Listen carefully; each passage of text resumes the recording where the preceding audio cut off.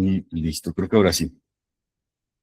Una de las cosas que vamos a estar, que me gustaría comentarles, ¿sí? Eh, es que, bueno, en esta misma conferencia, bueno, tengo un montón de gatitos, así que si ven colitas y pelitos por aquí pasando, son estos muchachitos que tengo por aquí, ¿no?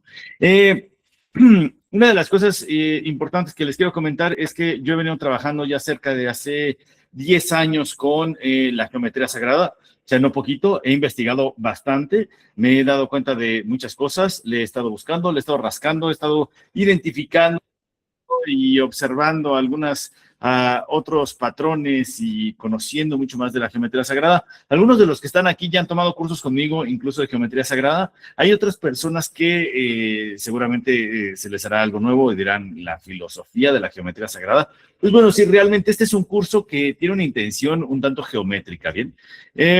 Un tanto geométrica, perdón, filosófica. Geométrica.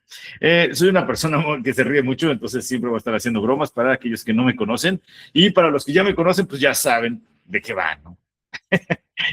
Vamos a ir a la primera parte, ¿no? Lo primero que les quiero comentar es, ¿qué es la geometría sagrada? Seguramente muchos de ustedes ya lo conocen, ¿no? Nosotros la comprendemos desde esta misma perspectiva, ¿no? De un lenguaje que se comprende como el lenguaje, ¿no? Es que se comprende como la información con la cual el universo, que perdón que fui redundante aquí en la presentación, con el cual el universo crea lo que nosotros entendemos como vida, ¿no? Si nosotros lo ampliamos, es lo que nosotros entendemos como vida.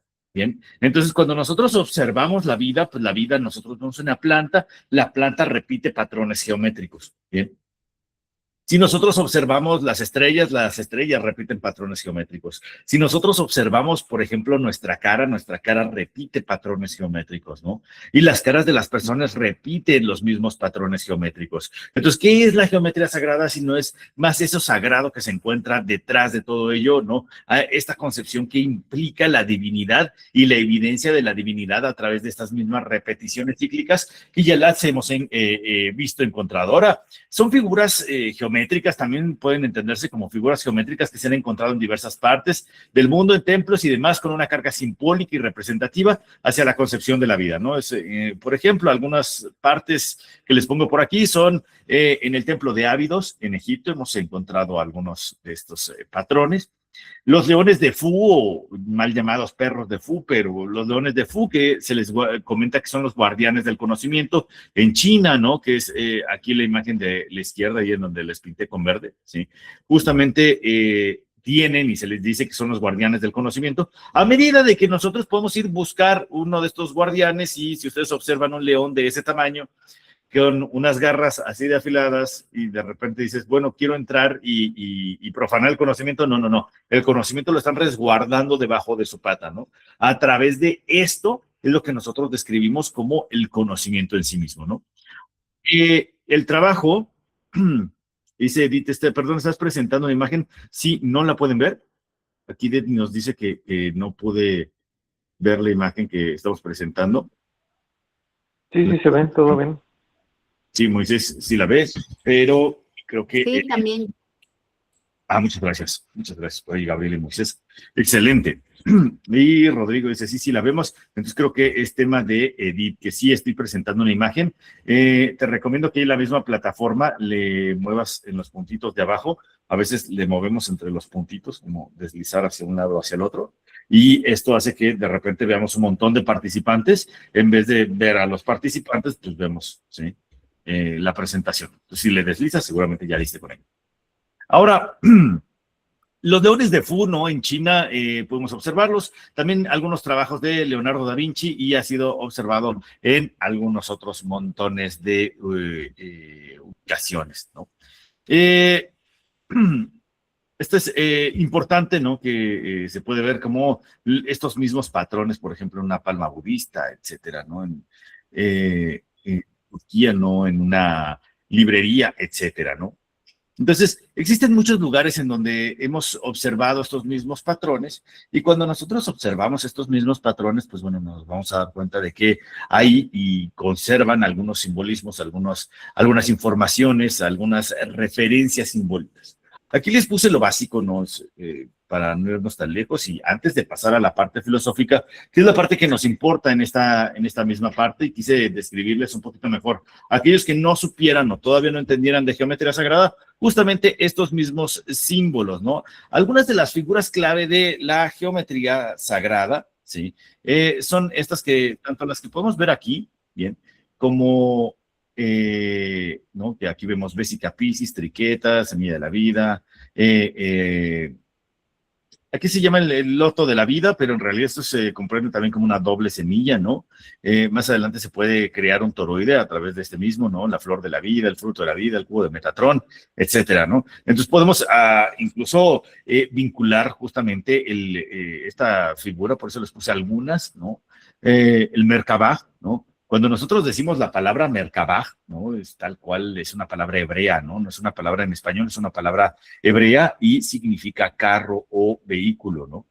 Este mismo Merkabah justamente se le llama a el tetraedro, ¿no? A la estrella tetraédrica exactamente. Entonces, son algunas de las figuras, la semilla de la vida, que en este caso me interesa bastante la semilla de la vida para la proposición filosófica porque implica una concepción de inicio, ¿no? Una concepción de creación y precisamente repite estos mismos patrones de la creación. Algunas otras figuras, podemos observar el huevo de la vida, flor de la vida, fruto de la vida, el cubo de Metatrón, como lo hemos visto, el Merkabah, ¿no? Los sólidos platónicos también están, tetraedro, hexaedro, octaedro, icosaedro y dodecaedro. Bien, hasta ahí todo bien. Me imagino que alguien de los presentes no conocía la geometría sagrada, no sabía nada de geometría sagrada. Sí, yo no sé nada de geometría sagrada. Comprendo. Fantástico. Pues bueno, creo que es un interesante acercamiento que nos puede llegar a invitar justamente este tipo de informaciones que nosotros veamos y digamos, es cierto, si nosotros hacemos un análisis, por ejemplo, desde la Vesica Piscis, vamos a resaltarla por acá y la voy a poner con un puntito aquí con el color verde. Normalmente, cuando un óvulo es fecundado, ¿sí? Le voy a poner aquí el punto, el óvulo es fecundado, tiene precisamente el nacimiento de una célula, ¿no? Algo curioso que hace el óvulo es que tiene una reproducción, un proceso de reproducción celular en el cual se fecunda y cuando se fecunda crea esta otra imagen. Claro que mi pulso es pésimo con el mouse, ¿no? Entonces, creamos esta figura que es la Vesica Piscis. Es la base, ¿sí? Si te das cuenta, para crear esto, para crear esto, para crear esto, ¿no? Más adelante, ¿sí? Para crear la semilla de la vida, ¿no? O más adelante la flor de la vida, que serían, estos son como mismos tipos de círculos. En realidad, la flor de la vida no solo son dos, sino que son 19 círculos intersectados. Más adelante de ese mismo patrón nace este y más adelante nace este otro, que es el cubo de Metatrón, que termina siendo bastante famoso en los caminos del misticismo. La mayoría de la gente siempre me está preguntando precisamente por Metatrón, ¿no? No hay más dudas, no hay más conflictos, sino que nada más la mayoría de las personas se enfocan directamente en el cubo de Metatrón.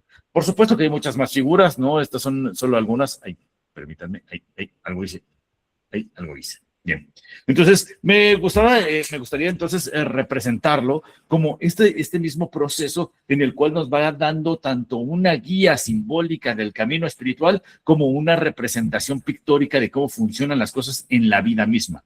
Bien, entonces está la parte estética, pero también está la profundidad simbólica energética, ¿no? La parte espiritual, la parte del camino interior. Y es todo esto lo que debemos estar considerando. Bien, estas figuras son clave para la geometría sagrada. Bien, y vamos a pasar al siguiente punto. Ahora sí, esto anteriormente, filosofía, cuando introducimos y como vamos al objeto del curso, ¿qué es? Y cuando nos preguntamos qué es la filosofía y cuando nos preguntamos qué es el misticismo, normalmente me están confundiendo generalmente conceptos en cuanto a términos místicos y en cuanto a términos geométricos, ¿no? Cuando nosotros abordamos términos geométricos, que son figuras que llegan a repetir estos mismos patrones y tal, lo vemos y decimos, bueno, sí, hay algo místico detrás de ello. Al momento de llamarlo sagrado en sí mismo, está hablando de una concepción divina. Cuando nosotros incluimos la característica filosófica, Entonces estamos incluyendo algo bien importante. La característica filosófica nos está dando una reflexión incluso más profunda, ¿sí? Nos lleva a una cuestión, a un término de cuestionamiento, ¿bien? Entonces vamos a ver algunos de los términos. El misticismo es la búsqueda de la unión directa y personal con lo divino absoluto, basada en la experiencia espiritual más que en el intelecto. Bien, entonces este camino místico lo que nos busca es conectar entre nuestra persona y lo espiritual, lo divino, lo sagrado, y precisamente se le atiende o se le aborda como geometría sagrada, ¿no? Entonces, justamente con eso. Ahora, esto que estamos hablando es la definición, una percepción de misticismo. El misticismo está tomando a priori, que este término a priori en filosofía es directamente mencionado para describir algo que existe previo a la existencia de. Es decir, antes de que nosotros podamos comprender el misticismo, nosotros podemos entender que existe una concepción divina. No hay misticismo sin corriente divina. No es misticismo. Si es cuyo caso que no se considera una energía divina, entonces no es un camino místico. ¿Ven? Todo camino místico debe entender que estudia o comprende ese vínculo, esa conexión con lo divino y con lo sagrado. Bien. De ahí más adelante van a derivar hacia experiencias místicas y otro tipo de cuestiones que más adelante ustedes podrán reflexionar a través de ello. Mientras que la filosofía, ¿qué es? La filosofía es el uso de la razón y la lógica para cuestionar y comprender la existencia, el conocimiento, la ética, etcétera, ¿no? Entonces podríamos hablar de la existencia, ¿no? Como una concepción ontológica, el conocimiento como una concepción epistémica y, bueno, pues la ética sí es ética, ¿no? Esto más adelante nosotros podemos entenderlo desde una parte más profunda. Es importante que si alguien tiene alguna pregunta sobre estos mismos conceptos o les estoy hablando con un lenguaje demasiado complejo, por favor díganme, Miguel, eso no lo entendí, tal vez bájale el tono 2 rayitas al lenguaje. Lo importante es que se entienda más allá que sea un lenguaje complicado o complejizado, ¿bien? Ahora, algo importante es que la filosofía nos conduce al cuestionamiento. Yo le llamaría el arte de hacer las preguntas. Bien. La filosofía termina siendo el arte de saber preguntar, de hacernos las preguntas correctas. Entonces, cuando nosotros nos hacemos algún tipo de preguntas y nos decimos, oye, bueno, sí está bien, ¿hay alguna reflexión más profunda con esto? Con los términos de la geometría sagrada, porque nosotros vemos unos patrones cíclicos que se van complementando y decimos, ¿y esto qué tiene que ver con la filosofía? Bien. Cuando nosotros estamos hablando de creación existencial, ya tiene que ver con la filosofía, porque eso se le llama precisamente, de hecho, hay algo, y podríamos llamarlo como un argumento que tiene un objetivo ontológico, es decir, tiene un objetivo de existencia con el ser mismo. Y si nuestra naturaleza física corresponde a la repetición de ciertos patrones que van más allá de entendimientos biológicos, sino que se reflejan en toda la concepción de la vida en el universo, entonces, pues bueno, podemos llevar a través de la filosofía a cierto tipo de cuestionamientos que nos digan, oye, ¿sabes qué? Es que tal vez hay un sentido, ¿no? Tal vez hay una divinidad que nos la aclare. Bien. Entonces, la búsqueda de todo esto, si a mí me lo preguntan, yo no tengo dudas, precisamente porque a través de la experiencia mística, yo primero pasé a través del misticismo, pasé en experiencia mística y más adelante lo llevé hacia la filosofía, ¿no? Es importante seguir un tránsito entre una y otra, ¿no? Ahora, ¿por qué? Porque el misticismo sin filosofía conduce a la aceptación de las supersticiones y creencias sin fundamento, ¿sí? No es diferente de una nueva religión, pero sin concepciones morales preestablecidas. Entonces, ¿qué se está articulando en la vida cotidiana actualmente en el mero siglo XXI, en pleno 2026? Si ya se terminó de articular cierto tipo de religión en la cual las personas van a cantar todos a un lugar en donde decimos canta y vibra alto y no se cuestiona nada, sino que en realidad dicen yo como me visto de blanco y me pongo un collar de perlas y abrazo a la gente y digo que todo es amor, considero que en realidad todo es así. Entonces, ¿qué? Y si la gente llega y te avienta mala onda, ¿sí? Entonces la mala onda me llega y yo con mi buena onda la voy a cambiar. ¿Se dan cuenta? Se articuló aparentemente una nueva religión, pero una nueva religión sin líderes, ¿sí? Sino que todo el mundo está como esparcido. Y esto mismo se viene articulando ya desde hace algunos años, que se le llaman pues, el movimiento hippie, ¿no? Nada más que ha tenido estas mismas variaciones a través del tiempo. Bien, algo importante, ¿sí? Si nosotros identificamos a través de la concepción mística la parte filosófica, entonces ya no estamos solamente aceptando estas mismas creencias o estas mismas supersticiones. Por ejemplo, si alguien se hace el ejercicio, ¿qué de místico tiene pasar por debajo de una escalera? Si yo paso por debajo de una escalera, ¿eso me da mala suerte? ¿Mala suerte? ¿Y por qué? ¿No? ¿Se lo han llegado a pensar? Que se te atraviesa un gato negro. Ya tengo un gatito negro por aquí, lo consiento mucho, y todas las mañanas me lo encuentro. ¿Sí? Entonces, se me atraviesa a cada rato y se me pega en las piernas, se me sube encima. Ahorita no porque está haciendo mucho calor, pero se me sube aquí en las piernas y demás, ¿no? Entre todo esto que sucede, ¿por qué me daría mala suerte mi gato negro? ¿Cuál sería la consecuencia de que, y la pregunta verdadera, ¿no? La pregunta a priori, una pregunta más profunda es, ¿por qué me daría mala suerte el gato negro? Bien. ¿De qué iría esa misma conexión? Pues es una creencia que se pasa de generación en generación, ¿no? Claro, por supuesto. Es una creencia, pero es una creencia sin cuestionamiento. Es una superstición en todo caso y no tiene sustento.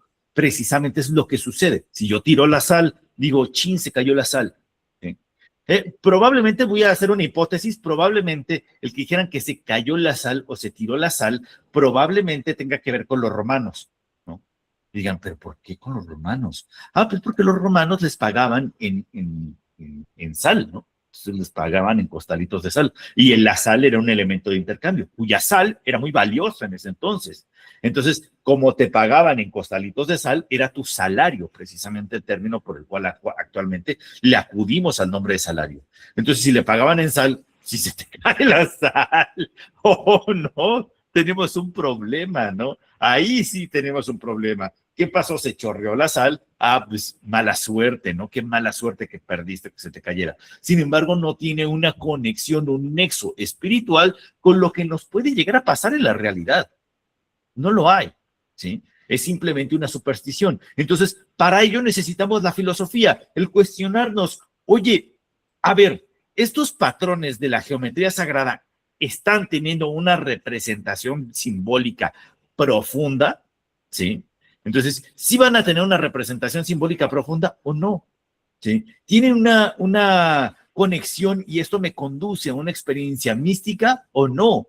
Y si lo experimento, ¿sí? Que este tipo de argumentación se le llama argumentación fenomenológica, ¿no? En donde nosotros pasamos a través del fenómeno, ¿sí? A través de la existencia, y entonces yo experimento, y si experimento una concepción o una experiencia mística, digo, bueno, si es sagrado, si hay algo, porque yo sentí algo bien locochón, me pasaron cosas muy fuertes, entonces tuve una experiencia mística en cuyo caso mi fenómeno es suficiente argumento para decir, esto existe, esto es verdadero, y sirve como metodología de validación, por supuesto, filosófica, ¿bien?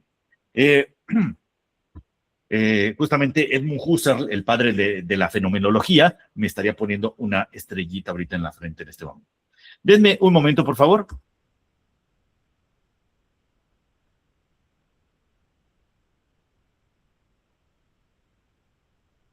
Bien, para continuar con este mismo tipo de temáticas, ¿no? Creo que es importante que entonces empecemos a cuestionar justamente este tipo de actitudes o este tipo de energías. Oye, ¿alguien me aventó energía positiva o negativa? ¿Esto me puede afectar en mi vida? ¿Hay alguien que me envidie en mi vida? ¿Esto me puede afectar en mi vida?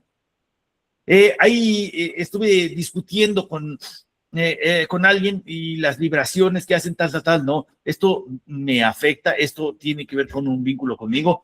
¿Qué es lo que es verdadero? Si yo me pongo un collar, por aquí tengo un collar, ¿no? Un collar budista, ¿no?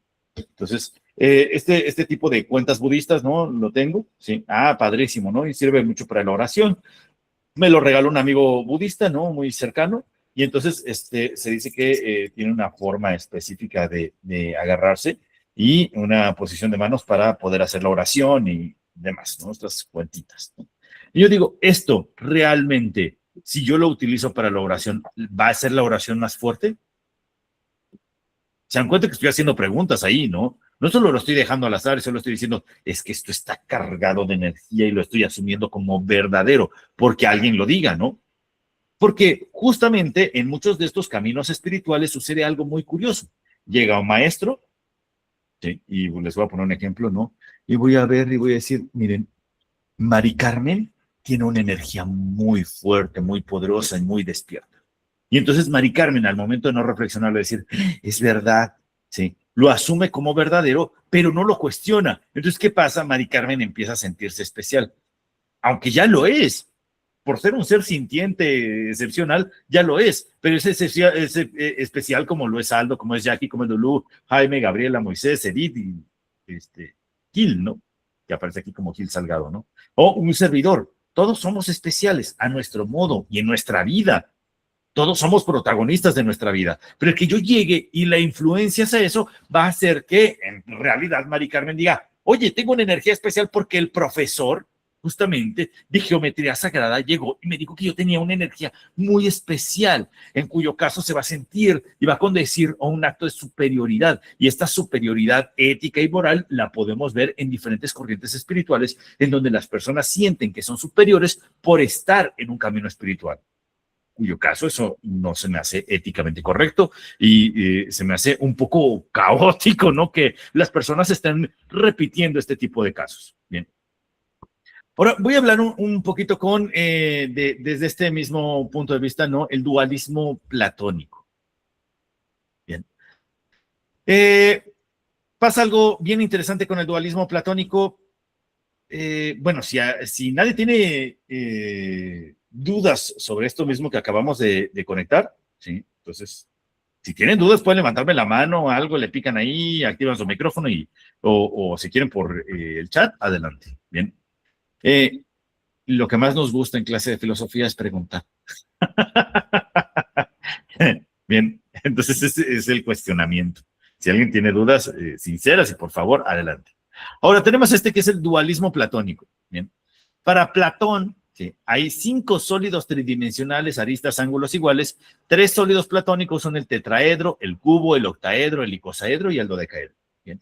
Entonces, para Platón decía, existe, de hecho, esto viene aquí se los puse, ¿no? Esta exposición la hacen en su diálogo el Timeo, ¿no?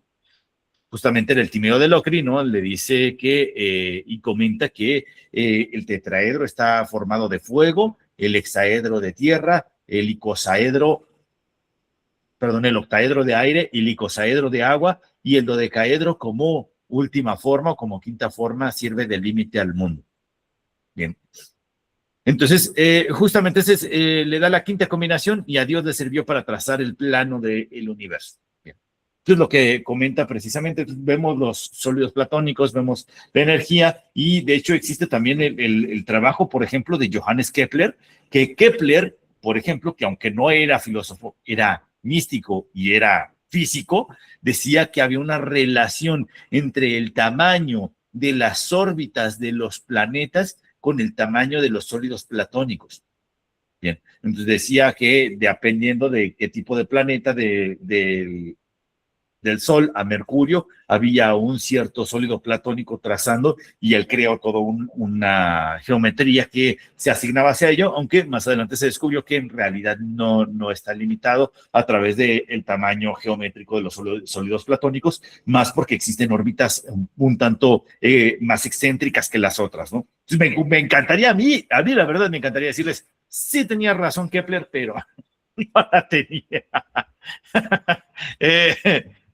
Lo importante aquí es la búsqueda de la verdad y no solo la afirmación de lo que nosotros podemos creer como correcto. Es decir, si nos estamos equivocando en este momento, pues lo mejor sería aceptarlo y decirlo, ¿no? Aunque nuestra vida haya estado basada en cosas que no van. Les voy a poner un ejemplo bien sencillo, ¿no? En algún momento, hace ya bastantes años, me di cuenta de que en realidad había un ego un constructo del ego que se enfocaba en salvar a las demás personas. Bien. Entonces, cuando nosotros salvamos a las demás personas, se considera el arquetipo del salvador. El salvador es un constructo del mismo ego. Cuando me di cuenta de eso, dije, entonces todo mi mecanismo de existencia del salvador es puro ego. Dije, no puede ser. Se me cayó un castillo de cartas y tuve un duelo, ¿no? Un duelo de identidad, en donde dije, claro, pues es que estaba articulando toda mi vida, así como muchas personas lo pudieron haber pasado o lo pueden estar pasando, dándome cuenta de que en realidad no tengo que salvar a las demás personas, tengo que salvarme a mí mismo, ¿sí? Y yo no soy nadie para estar salvando a los demás. Ahora, parte importante que lo podemos mencionar. Platón trabajaba con un dualismo antropológico, ¿sí? Y aquí vamos a dar una explicación precisamente de la concepción espiritual. El dualismo antropológico que proponía Platón son dos universos, les voy a mencionar como uno en cierta línea, uno hacia arriba y uno hacia abajo, ¿no? El mundo inteligible es el mundo de las ideas, vamos a imaginarnos hacia arriba, ¿no? Y el mundo sensible, que es el mundo opuesto.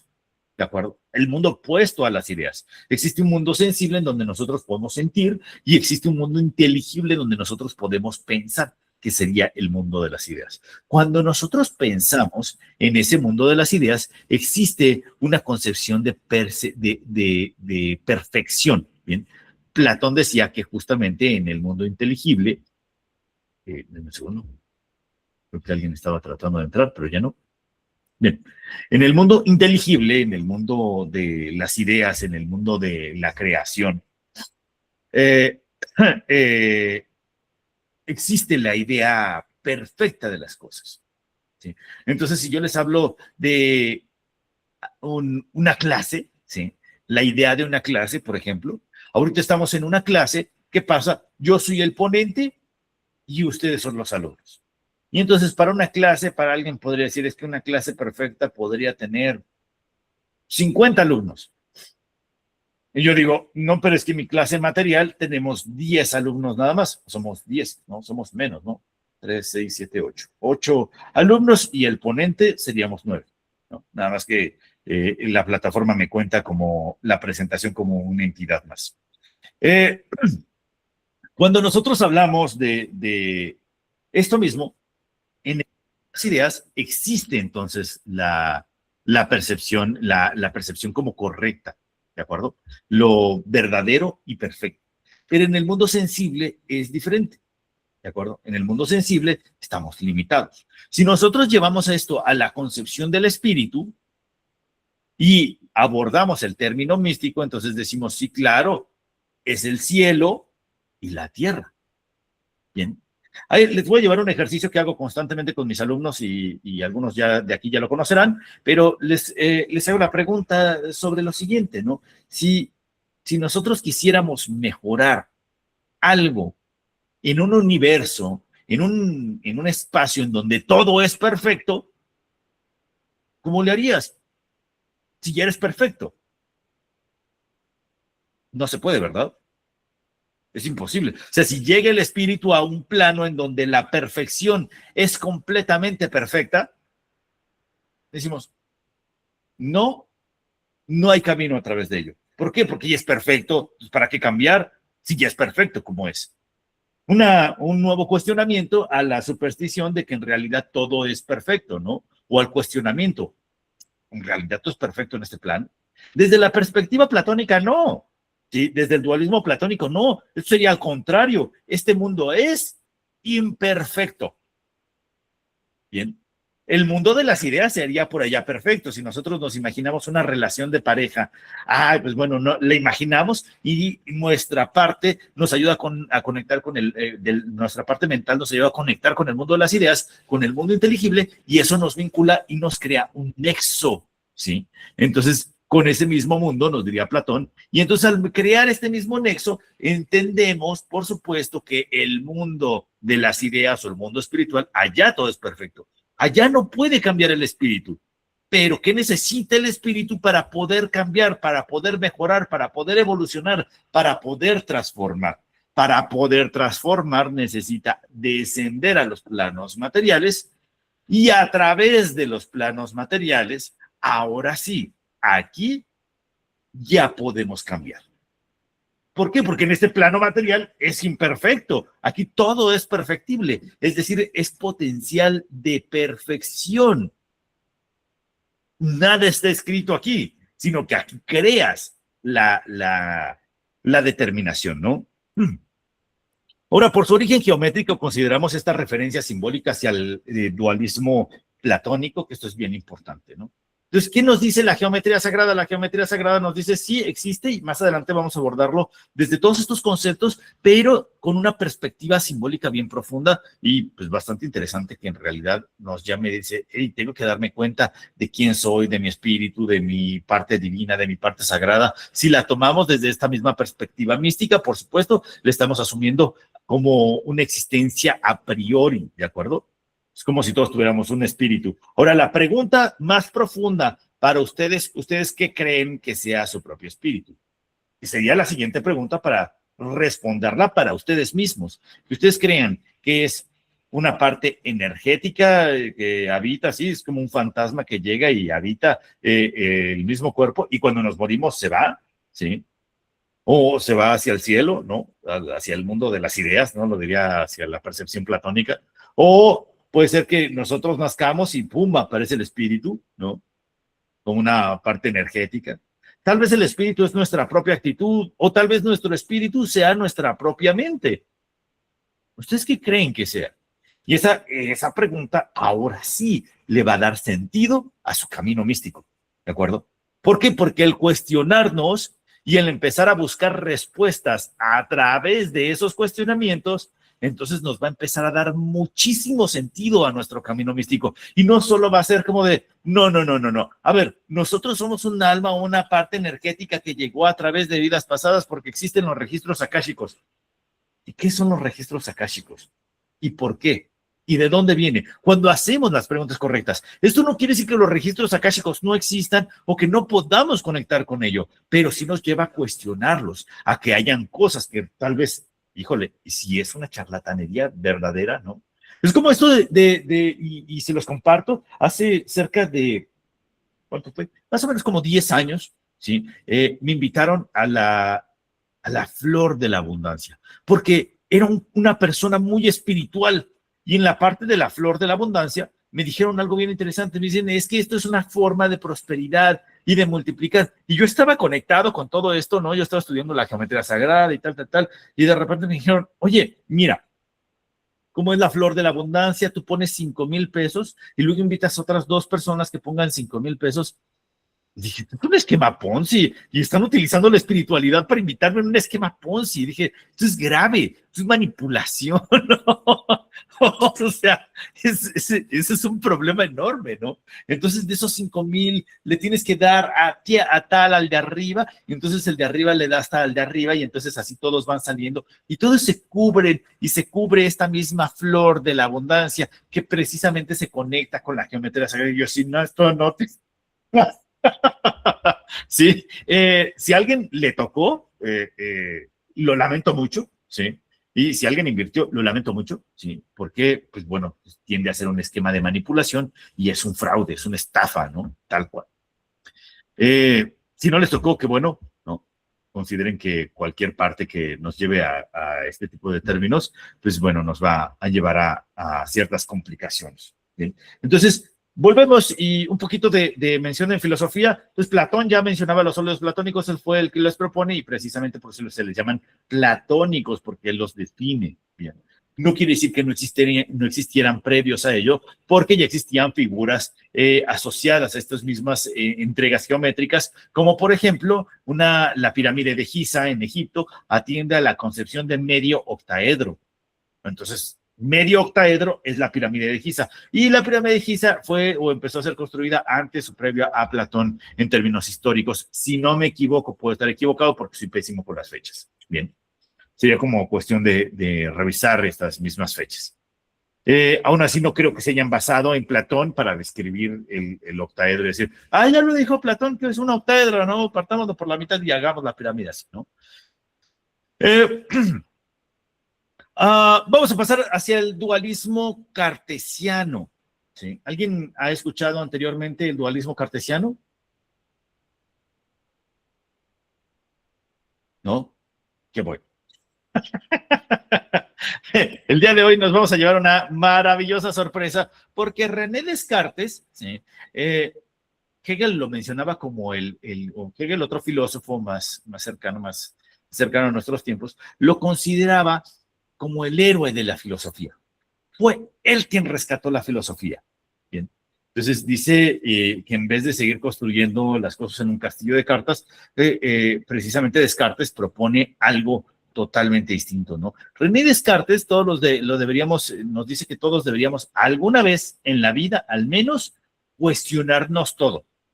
Al menos una vez en la vida, y esto lo propone en el discurso del método, en una edición en específico, creo que es la del Fondo General de Cultura o la edición de la UNAM, alguna de esas ediciones lo ponen esa misma, ¿no? Y ahorita, ¿qué tiene que ver Descartes? Pues tiene todo que ver porque es el creador del plano cartesiano. Si vamos a hablar de geometría y si vamos a hablar de planos tridimensionales, pues tenemos que invitar a Descartes porque es el creador del plano cartesiano. Aunque más adelante también podríamos hablar de Baruch Spinoza, porque Baruch Spinoza propone toda una geometría ética que más adelante, ahorita, en estos tiempos contemporáneos, puede ser revolucionada y propuesta como algo completamente verdadero y funcional para pleno siglo XXI. Pero antes de adelantarnos un poquito a ello, vamos a comentarlo desde esta misma perspectiva, ¿sí? Entonces, todos deberíamos cuestionarnos absolutamente todo, ¿sí?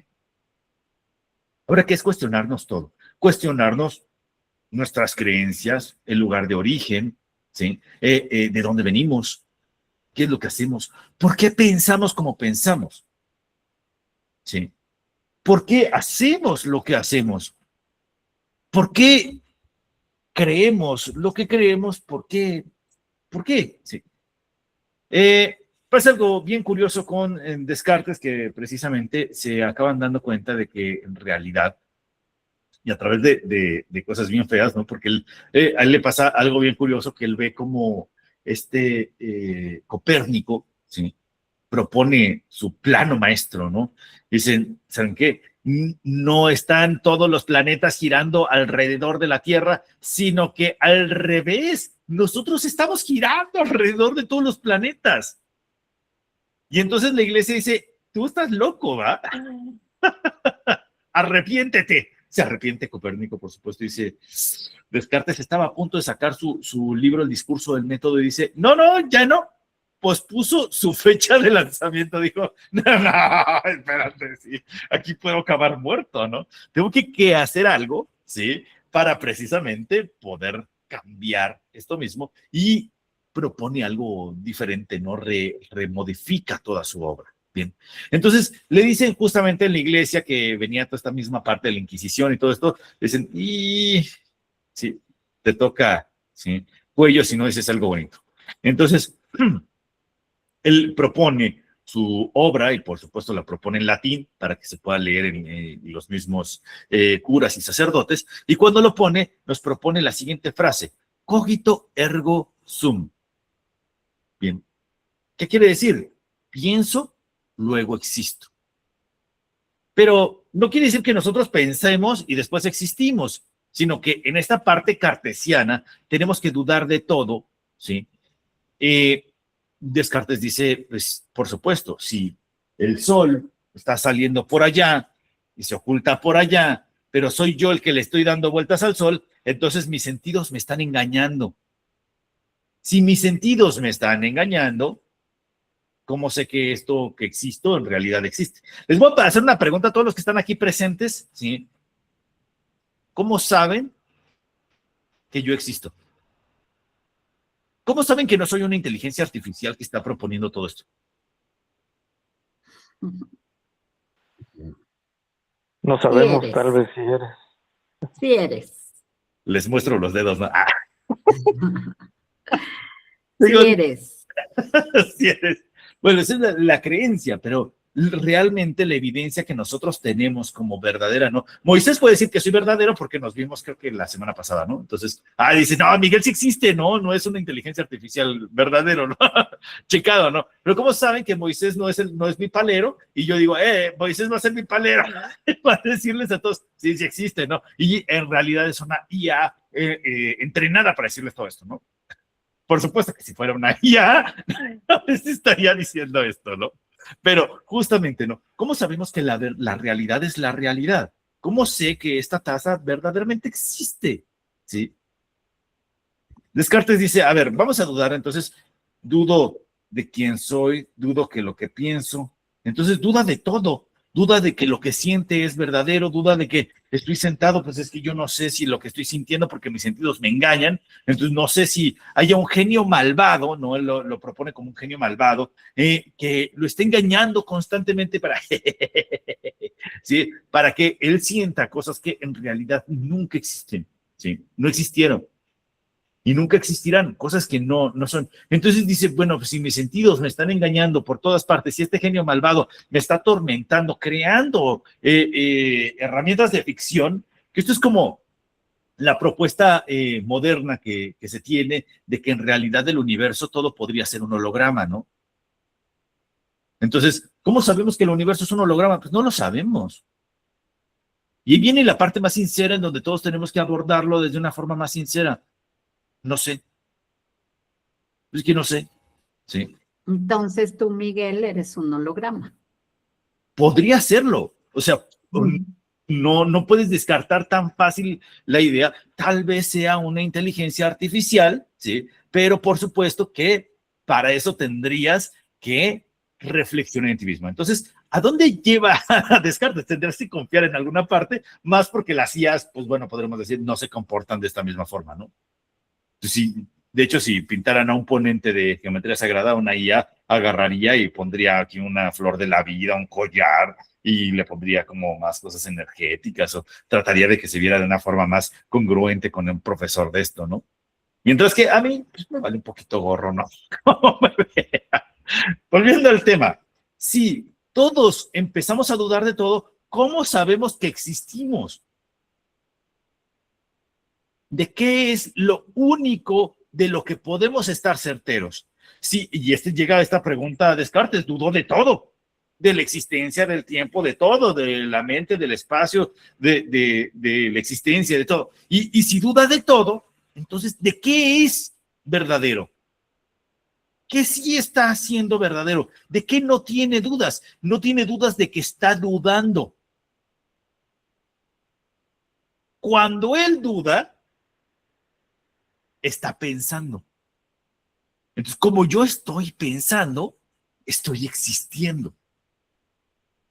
Cuando él existe y cuando una persona existe y ahora sí tiene orden, decimos, bueno, entonces ahora sí nos planteamos todo esto.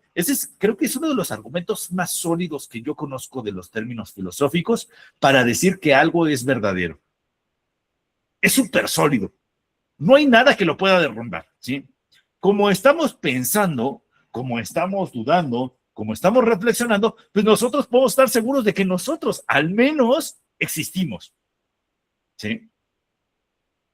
Tal vez haya una versión holográfica de todo el universo y de toda la realidad, y tal vez solo seamos nosotros mismos, y tal vez sea solo yo creyendo que tengo alumnos, por ejemplo, y ustedes sean un holograma de mi percepción.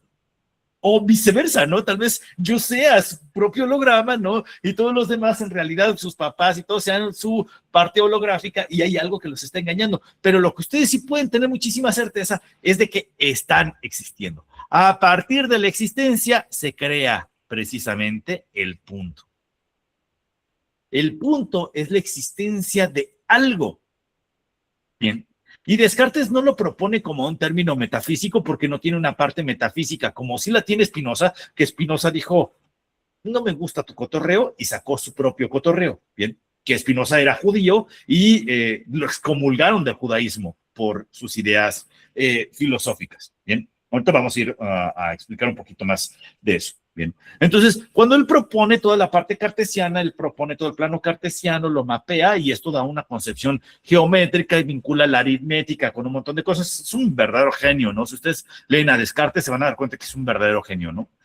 O era un verdadero genio. Ahora, ¿qué proponía Descartes? Dice, espérate, entonces hay dos cosas. Hay una que es una res cogitans en contraposición de una res extensa. ¿Qué es esto? La res cogitans es una sustancia pensante y la res extensa es una sustancia material o lo extenso, ¿no? Todo lo demás que le sobra. Descartes, para proponer la existencia de la res cogitans, la argumenta tal cual se los acabo de comentar. Como podemos pensar, podemos saber que hay una sustancia pensante, pero más adelante el argumento que utilizó, ese sí está pésimo, pero le sirvió a la iglesia para no precisamente que no lo mataran, ¿no? Entonces llega Descartes y propone algo y dice, es que no, a ver, como Dios no me quiere engañar, ¿sí? Y Dios creó el universo, entonces lo material es real y verdadero. Se dan cuenta que está muy flojo, es muy endeble, precisamente de el argumento de la res extensa se cuelga Baruch Spinoza, que es su contraparte, y dice, no. A ver, Dios es todo. Baruch Spinoza dice, aquí este señor está diciendo que hay una parte superior y la parte de la sustancia pensante y una sustancia material, y Spinoza dijo, no es cierto, todo es lo divino. Dios es todo. Dios eres tú. Dios soy yo. Dios es esta mesa. Dios es los cuadros y los diplomas que están por ahí, ¿no? Dios es el librero. Dios es el conocimiento. Dios es el pensamiento. Dios es todo y nosotros solo somos una parte de él. Bien. Más adelante llegó la Kabbalah y utilizó estos dos argumentos como una síntesis y unificó los dos argumentos, tanto el de Baruch Spinoza como el de René Descartes, ¿no? Que sería como el nombre correcto, no de mencionarlo, René Descartes, los unifica y conecta con un camino místico de una forma increíble, ¿no? Poderosísimo lo hace la Kabbalah. Volviendo hacia esto mismo, entonces tenemos una sustancia extensa, ¿no? En donde Miguel ya es real, ¿no? Y Gabriela dice, no, si Miguel sí existe de verdad, ¿no? Y una sustancia pensante en donde ella dice, si es verdad, Miguel existe. Bien. Pero es a través de este mismo cuestionamiento, de la duda, y se le llama la duda cartesiana. La duda cartesiana precisamente nos propone la existencia de un individuo y a través de esta misma existencia del individuo se proponen todos los mapas cartesianos que apunta hacia el norte, hacia el sur, hacia el este, hacia el oeste, ¿no? Y más adelante los mejoraron, por supuesto, con la profundidad, ¿sí? Adelante y atrás. Entonces está el eje X, el eje Y y el eje Z que nos da profundidad. Cuando nosotros creamos todos estos mismos ejes, aquí mismo, con estos mismos ejes, yo les podría crear, por ejemplo, en la imagen que les estoy creando, un octaedro, si quisieran, ¿no? Por ejemplo, un octaedro más o menos sería así, si yo lo tomara en los planos en el tiempo, ¿no? Y en esta misma perspectiva, más o menos, la verdad es que estoy haciendo como líneas un tanto al azar, pero más o menos sería como ahí un octaedro, porque tomé las mismas figuras de la misma perspectiva. ¿De acuerdo? Todo nace desde la concepción del punto. Y tal cual como lo planea René Descartes, tenemos que partir de algo. Si nosotros partimos del punto o de la duda, ¿sí? Esto nos ayuda muchísimo la duda metódica, la duda cartesiana, nos llevaría directamente hacia que todo empezó en un punto. Si tú agarras un plano en blanco, ¿sí? Lo primero que existe o lo primero que sucede es un punto. ¿De qué figura y qué figura geométrica podría estar seguro que existe? Punto. ¿Y qué es una línea sino un montón de puntos? Una sucesión de puntos, ¿cierto? Entonces lo que existe es el punto. ¿Bien? Para la geometría sagrada, el punto representa el espíritu. ¿De qué no podemos dudar para la geometría sagrada? ¿De qué tenemos espíritu? Bien.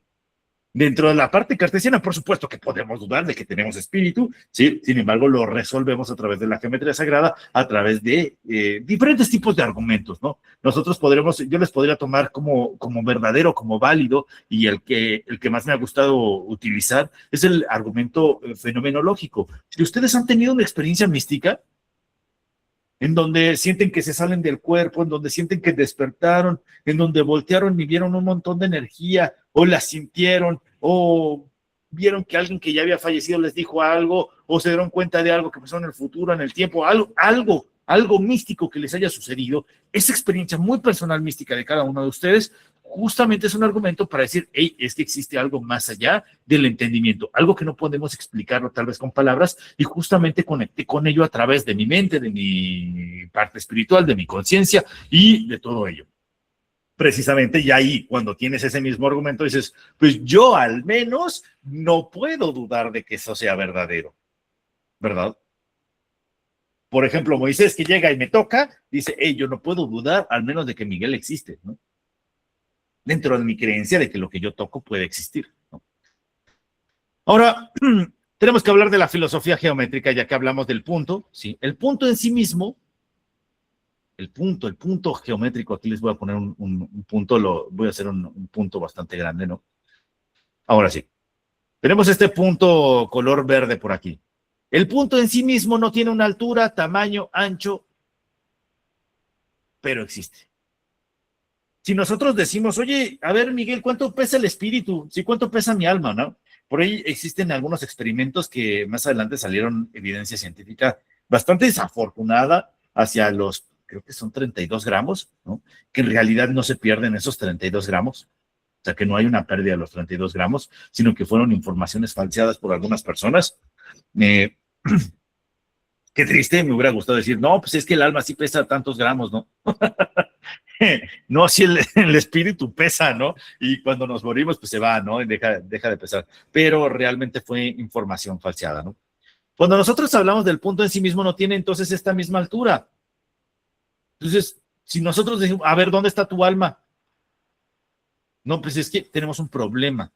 Hay otro filósofo, Kant, ¿no? Y nos dice, el hombre o el ser humano tiene la capacidad de pensar a priori todo en una línea entre el espacio y el tiempo. Es decir, no te puedes imaginar nada que no tenga un espacio y no tenga un tiempo. Entonces, cuando yo les pregunto, ¿dónde está tu espíritu? Pero imagínense que su espíritu no lo puede afectar ni el espacio, ni el tiempo. Entonces, no es en un dónde está. La pregunta correcta no sería en dónde está, porque si no lo afecta o no tiene un espacio, no tiene un tiempo, entonces, ¿qué hacemos con ese mismo tipo de cuestionamientos? No tiene un espacio, no tiene un tiempo, no tiene una longitud, como el punto tal cual en un plano cartesiano, lo colocamos y decimos, el punto no tiene espacio, el punto no tiene tiempo, el punto no tiene largo, ni ancho, ni nada, ¿no? Entonces, ¿cómo sé que existe si no puedo verlo? Bueno, simbólicamente, ¿no? En realidad, si pusiéramos un punto ahí verdaderamente, es como si pusiéramos un átomo. ¿Cómo sé que el átomo existe si no puedo verlo? Ah, porque existen herramientas de medición. En realidad, el punto es una entidad conceptual. Cuando ponemos el concepto ahí, ¡pum!, ahí está. El alma es una entidad conceptual también para definir nuestra existencia en este plano. Bien, entonces cuando nosotros mencionamos el punto representa el espíritu y a través del punto existe todo lo demás, ¿sí? Entonces el punto en sí mismo, de nuevo, nuestra alma o nuestro espíritu no tiene un peso, no tiene un alto, no tiene un tamaño, no tiene una ubicación en el cuerpo, porque si yo agarro y tengo mi brazo y de repente llega el día de alguien y mañana me lo cortan, no perdí esa parte de alma, pero sí perdí esa parte de cuerpo. ¿Por qué? Ah, porque mi alma no estaba en el brazo. ¿Cómo? O regresa mi trozo de alma hacia mí mismo, ¿sí? Se dan cuenta que viene la reflexión un poco más profunda. El alma, al no tener estas mismas cualidades, no quiere decir que no exista. Existe, pero da una referencia existencial y esta referencia existencial se le llama la referencia ontológica. ¿De acuerdo? Esto es enteramente pura naturaleza de la geometría sagrada. Bien, entonces, si yo les pongo, y lo voy a poner al revés, de esta forma, ¿no? Si yo pongo un círculo, ¿sí? En realidad sucede al revés, ¿no? Dentro del misticismo de la geometría sagrada, lo primero que existe es el punto y después el círculo, pero debido a las limitaciones que tengo para poder hacer los trazos, lo hice al revés, ¿bien? Entonces tengo el punto, primero existe el punto, y luego cuando el punto decide autoexperimentarse, escuchen bien la relación es autoexperimentarse en el mundo de la forma, es decir, el alma decide experimentarse en el mundo de la forma. Es una decisión espiritual, no es una decisión material. El que existas tú no es una decisión del ego. Si nos dicen, no, es que yo no decidí nacer, estás en lo correcto. Tu yo, tu ego, no decidió nacer. Es una decisión espiritual. Ahí tendrías que comunicarlo con el alma. Cuando esta misma parte decide autoexperimentarse en sí misma, ¿sí? Entonces existe. La pregunta en concreto sería, ¿a qué vinimos? Experimentar, nos contestaría inmediatamente la geometría sagrada, ¿no? A experimentar. Ahora, ¿experimentar qué? Experimentar la vida, ¿no? Dormir, soñar, crecer, ser felices, estar tristes, triunfar, fracasar, tener hijos, no tenerlos, ¿sí? Divertirnos, salir corriendo, ir al mar, no ir al mar, ¿no? Brincar, hacer todo lo que quieras hacer, ¿no? Es experiencia en realidad por lo que vienes. Porque cuando te vas de este plano, dirían alguien, pues es que te vas sin nada. No es cierto. Tu espíritu lo que se lleva fue toda la experiencia del recorrido. Pues experimentas la vida, ¿no? Exactamente, experimentas la vida. Y esta misma parte no niega lo que podríamos llamar como energías negativas, fuerzas negativas, porque también las vienes a experimentar. Vienes a experimentar una vida también con desafíos. Imagínense una vida que no tenga desafíos, que no tenga problemas, que no tenga energía negativa, que no tenga problemas. ¿Eso se podría determinar como vida? Necesitamos el contraste, ¿no? No necesitamos justamente el contraste. El contraste iría por el otro lado, necesitamos de la oscuridad para que la luz tenga sentido. Necesitamos de la luz para que la oscuridad nos asuste, por ejemplo, ¿no? Entonces, sería como colocado desde esta misma perspectiva. No solo podemos brillar. Si creemos que solo vamos a brillar, pues entonces vamos a proyectar nuestra sombra en algo más. Les voy a poner un ejemplo de cómo sucede este efecto en la mente de las personas. Si yo agarro y digo, oh, todo es amor, todo es divinidad, todo es luz, sí, amor y paz para todos, vínculos y todo, mi amor y expresión, amor universal, todo es amor. Pero, pinche Monsanto, sí, se pasan de rosca. El nuevo orden mundial quiere dominarnos y nos quiere ver tristes y apagados a todos, ¿no? Y tal. ¿Qué estoy haciendo ahí? Cuando yo digo, todo es amor, pero por allá está Monsanto contaminando la comida, está el nuevo orden mundial, que es un grupo de personas que quieren contaminar al mundo con mala onda, pero están cierto, tal. Cuando yo estoy mencionando eso, estoy proyectando mi sombra a través de eso. Entonces digo, mi sombra es esto, mi sombra es Monsanto, mi sombra es porque yo soy puro amor, pura luz. Y entonces, ¿qué pasa? Que la sombra proyectada en el exterior no la puedes cambiar. Sino, a ver, ve y trata de cambiar al nuevo orden mundial, ¿no? Ya no te entendí eso. Claro, a ver, lo explico. Imaginemos que los Illuminati, ¿sí? Que por ahí lo he escuchado mucho, ¿no? Entonces, los Illuminati están dominando al mundo, son un grupo, una secta secreta, ¿no? Que no sabemos si existen o no, pero nos han dicho, ¿sí? Entonces podemos suponer como verdadera, ¿no? Asumimos como verdadera. Esta secta secreta están dominando al mundo, controlan el dólar, controlan la comida, controlan esto, controlan todas las cosas en el universo, en el planeta, y todo lo hacen por dinero. Entonces, son malvados, quieren dinero y quieren todo esto. Cuando yo digo, los Illuminati, ¿sí? Están ahí, existan o no existan, no estoy hablando tal cual de su existencia, existan o no existan los Illuminati, si yo empiezo a decir, es que ellos son el problema, que yo agarre y diga, yo soy pura luz y proyecto mi oscuridad en decir que en vez de que yo tenga una oscuridad, la oscuridad la son los Illuminati, entonces yo ya no puedo cambiar la sombra. Solo hasta que reconozco la sombra dentro de mí, hasta que me doy cuenta de yo soy un ser de luz, pero también soy un ser de oscuridad.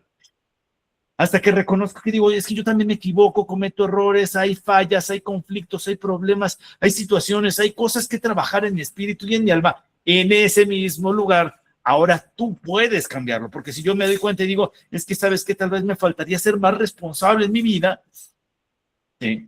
Y no es que haya un nuevo orden mundial queriendo hacerte adicto a las compras, sino que tal vez yo sea adicto a las compras. Y diga, es que me gasto todo mi dinero en compras chatarra. El problema es mío, me permite cambiar la sombra. Pero si yo digo, la nueva sombra es el gobierno de Donald Trump, yo no puedo cambiar el gobierno de Donald Trump. Sí. O sea, lo que tú dices es que está el hecho, pero lo que interpretamos ya es cosa nuestra. Sí, justamente lo que existe, ahí existe, pero la interpretación que tú le das, por supuesto, es tu interpretación, ¿sí? Es justamente, cada uno de nosotros tiene una interpretación, aunque no iba tan directamente hacia ese punto, sino que iba más a un punto sobre los conflictos que nosotros hacemos y el conflicto de que las personas consideren que todo es amor, que todo es luz, que todo es bondad. Eso genera que la gente que cree que todo es luz, todo es amor y todo es bondad, hagan que su sombra, su oscuridad, la orienten hacia otra persona. Entonces, esa oscuridad ya no es su culpa, sino es culpa de alguien más. Entonces, ¿qué pasa? La persona se estanca en su camino espiritual y ya no avanza, porque no puede trabajar su camino espiritual, porque le está echando la culpa de su camino espiritual a otra persona, o a otra entidad, o a otra superioridad, o el nuevo orden mundial, o el dinero, los dólares, o la gente manipuladora, o los conflictos demás, ¿no? La gente que le tira mala onda, la gente que le tiene envidias, etcétera. Todo eso es tratar de mandar la oscuridad allá afuera. Bien. Perdón, es como el dicho que dicen, si te choca, te checa, ¿no? Eso que tú ves en tu vecino de enfrente que te molesta tanto, pues puede ser porque también lo tienes, pero no lo aceptamos. Claro, a mí me gusta mucho aceptar esa misma idea como verdadera, pero con sus matices. ¿Cómo es esto? Cuando uno tiene una alta alteración, y eso es por enteramente experiencia, yo trabajo mucho con la autoobservación. Entonces, cuando yo me observo a mí mismo, y yo me he observado a mí mismo enojado, y enojado lo que hago es decir, es que tú esto, tú lo otro, tú lo otro, tú lo otro, y todas las cosas que acabo diciendo cuando estoy enojado, hablan más de mí que de la otra persona. Entonces, la proyección, lo que te choca, te checa. Cuando está en un alto nivel de alteración emocional, es muy flagrante, es muy evidente, se nota muchísimo. Pero si uno está en paz y en calma, dices, es que, ¿sabes qué? A mí no me gusta que me traten mal. Eso ya no es una proyección. Porque a mí no me gusta tratar mal a la gente. Y no trato mal a la gente. Bien. Entonces, como no los trato mal y a mí no me gusta que me traten mal y me choca entonces ahí ya no es como me choca, me checa, porque lo estoy diciendo desde toda mi paz y mi tranquilidad. Y no me estoy proyectando. Entonces sí puedo decir cosas que me chocan, pero sí es como te digo, sí es verdadero, pero con su matiz. Bien. Hay que observar justamente el estado de alteración emocional porque no todo es proyección. Bien. Pero maravilloso. Muchas gracias por tu comentario, Mari Carmen. Ahora, el universo nos da lecciones de ética. Aquí nos pone tenemos este punto. El punto nos lleva a la experimentación. Todos experimentamos. Todos somos seres sintientes. Todos tenemos verdades y universalidades, existencia. Y Mari Carmen va a experimentar unas cosas, Gabriela otra, Moisés otras, Edith, todos vamos a experimentar cosas distintas en la vida. Bien, creo que se me trabó un poco la cámara, pero bueno, seguimos de todas maneras. El universo nos da una lección de ética a través de la estética. ¿Qué es la ética? Primero tenemos que tomar el ethos, ¿sí? Y el estéticos, ¿no? Que serían los términos en griego. El ethos o la ética es lo que nosotros podemos considerar como, vamos a ponerlo entre comillas, como el bien, ¿sí? O lo bueno. Y el estético es lo hermoso. Bien. Entonces, ¿qué nos dice el universo? El universo nos dice, ¿sabes qué? Nosotros estamos tal cual alienados. Tú no puedes elegir aquí, no vas a venir a este planeta a elegir lo que es hermoso. Lo vas a ver y te va a gustar y por ello vas a decir es hermoso. Cuando tú ves una flor, tú no dices, ay, esa flor no es hermosa. sino que nada más lo sientes y dices, qué bonito. O cuando ves un perrito así esponjosito y peludito, ¿no? Con sus bigotitos, dices, ay, qué bonito perrito, ¿no? Eh, Cuando hablas de ese mismo perrito, ¿no? Vamos a llamarle perrito.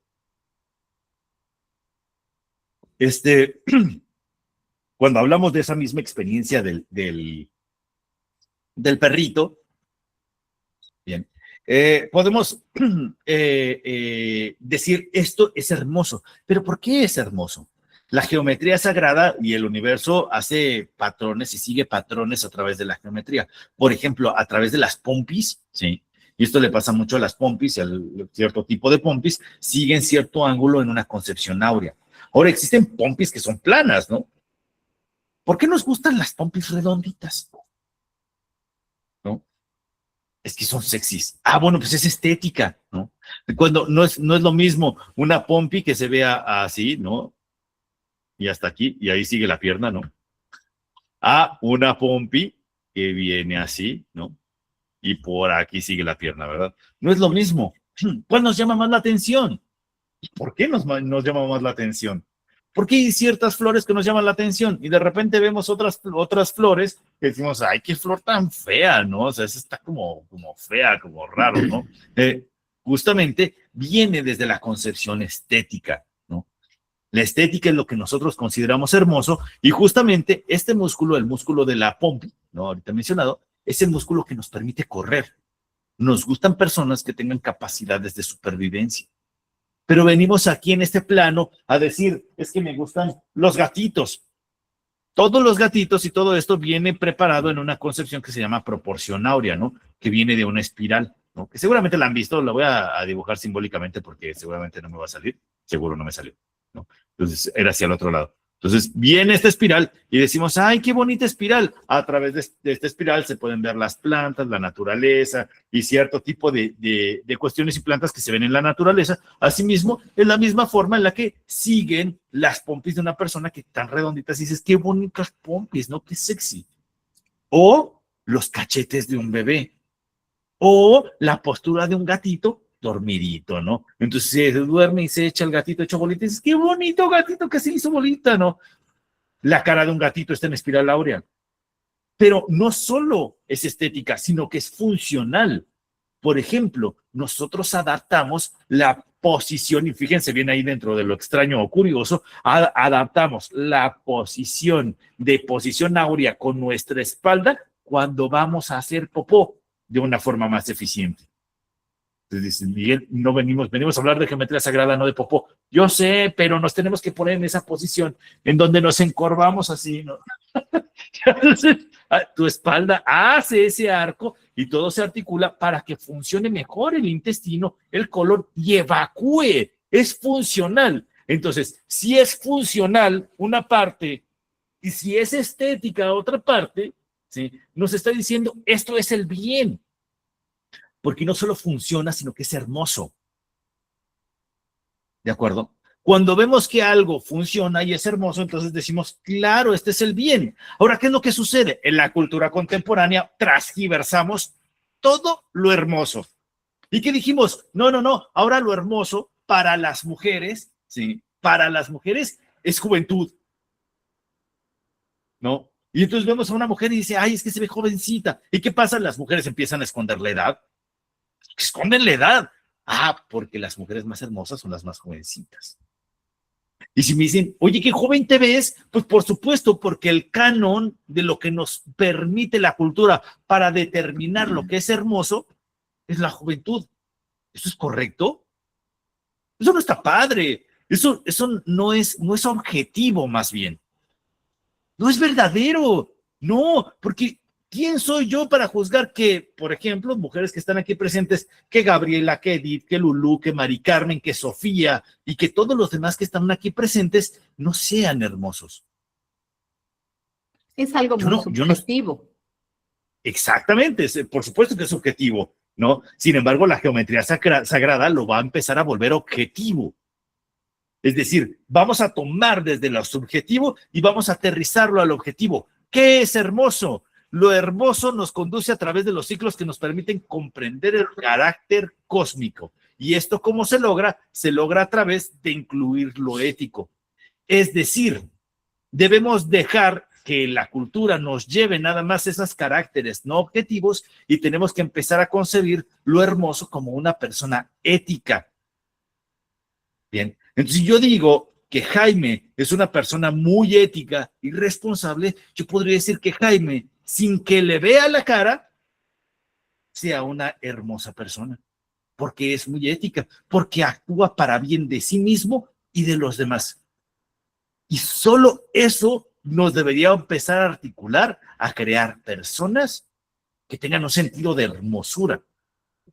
Bien, entonces la geometría sagrada cambia los patrones canónicos de la cultura y dice, no, es que tú no te deberías estar fijando para generar toda una familia, una relación de pareja, un vínculo y todo esto en cómo se ve la persona, sino en cómo es, porque lo que importa es el punto existiendo, lo que importa es el ente, el ser, lo que importa es la persona, quién es y cómo es la persona. Bien, y lo que no importa es cómo se ve tal cual la persona, ¿no? Ahora, por supuesto que si tú ves que está el jorobado en Notre Dame, así dices, mira, yo soy buena persona, ¿no? Y tú dices, oye, pero tal vez mis hijos no vayan a salir con alguna de las malformaciones de esta persona, por supuesto que es válido asignarlo, decir, ¿sabes qué? Estas malformaciones no le convienen a mi linaje, no creo que sea buena idea tener un hijo con esta persona, y es completamente respetable y se sigue adelante, ¿no? Tampoco que vayas a seguir, que vayas a decir, no, es que me va a agarrar el hombre más feo del mundo, pero más ético, ¿no? Si no es, o a la mujer más fea del mundo, pero la más ética, ¿no? Si no es, puedes buscar una concepción de algo que le funcione en la combinación entre tu composición racional y tu composición espiritual, ética. Pero omitir alguna de las dos lleva a muchos conflictos más adelante. Bien, carece de sentido juntarse con una persona que uno dice, no, sí es una persona ética, y luego dice, oh, me engañó, entonces no era, ¿verdad? Bien, esto es importante. Las personas verdaderamente hermosas son las personas éticas.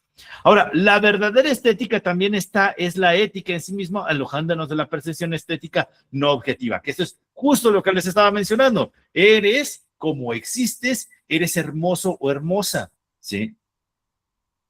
Entonces, somos personas o somos entidades hermosas porque existimos y no debe haber algún otro carácter que diga, no, es que tú estás mal. Eres hermoso tal cual o hermosa tal cual eres, ¿sí?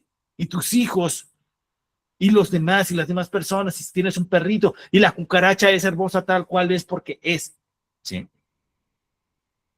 Lo que sí es que, por supuesto, podríamos revaluar y decir, oye, espérate, pero si cucarachas, las cucarachas traen enfermedades y eso me puede llegar a afectar, entonces no me permite cuidarme a mí, debería exterminarlas, por supuesto, o sea, hace mucho sentido que te den asco las cucarachas porque te pueden llegar a afectar en la vida cotidiana. Normal que digas qué asco y qué horror y que me den miedo y me asustan las cucarachas porque nos hacen alejarnos de ese mismo tipo de marcos que nos producen estas mismas enfermedades. Bien.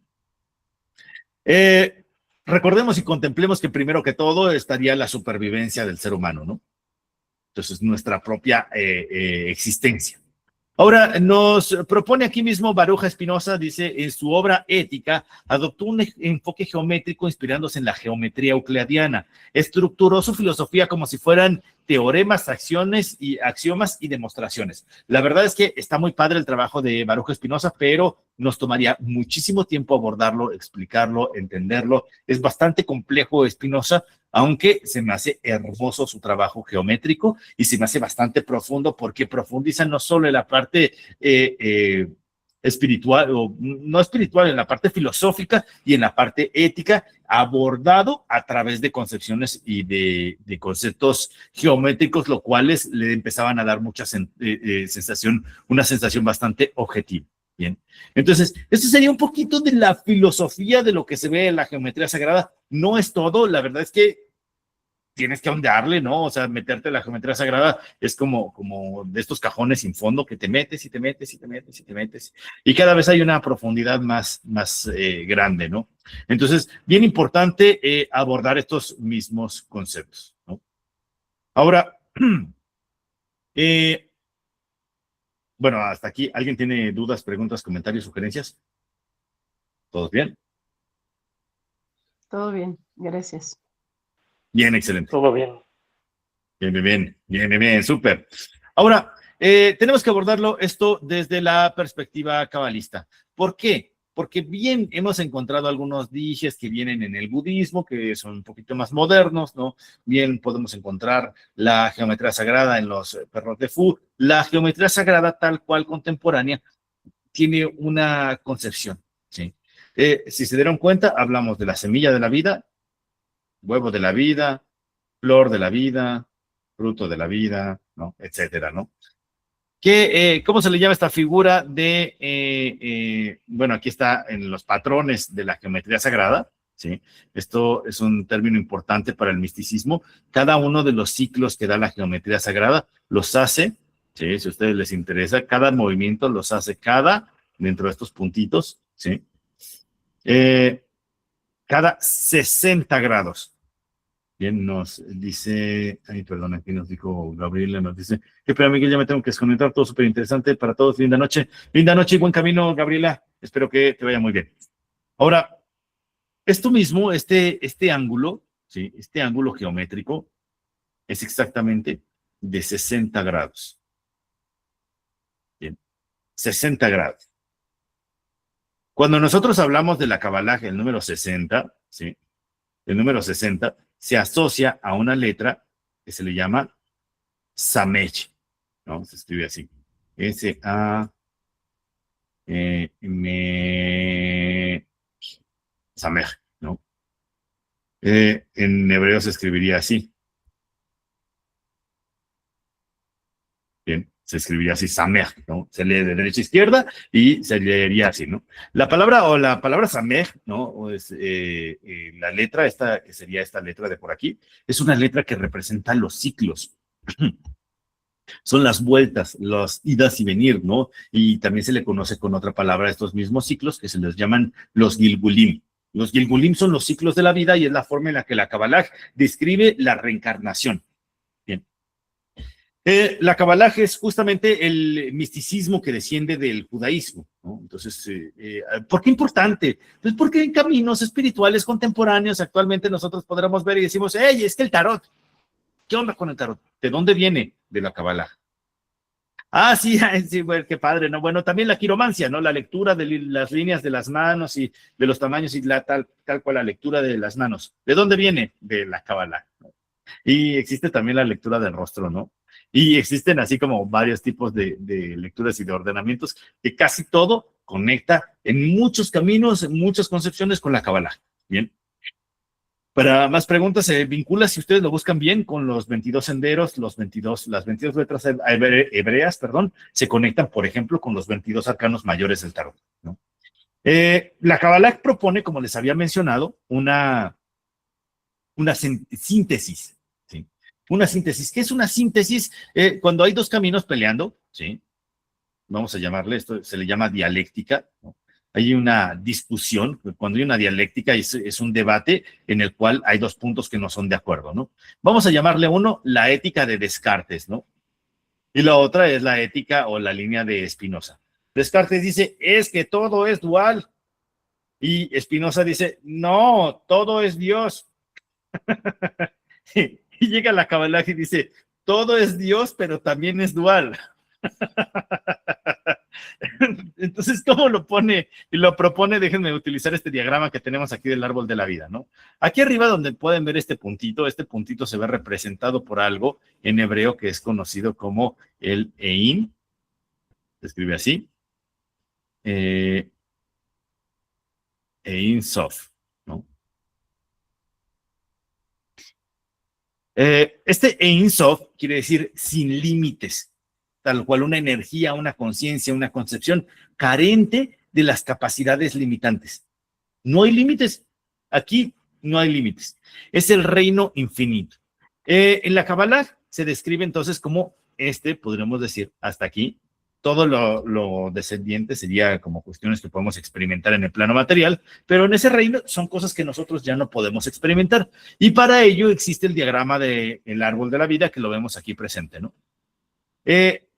en esto mismo sería este mismo dualismo, ¿no? La res cogitans, de hecho, podríamos orientarla hacia esta misma perspectiva, ¿sí? Todo lo que vemos en este cuadrado que les acabo de pintar de color verde, ¿sí? Es decir, todas estas 10 sefirot, le voy a cambiar el color a rojo, ¿no?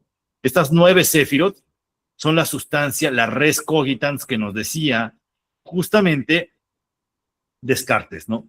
La sustancia pensante, ¿no?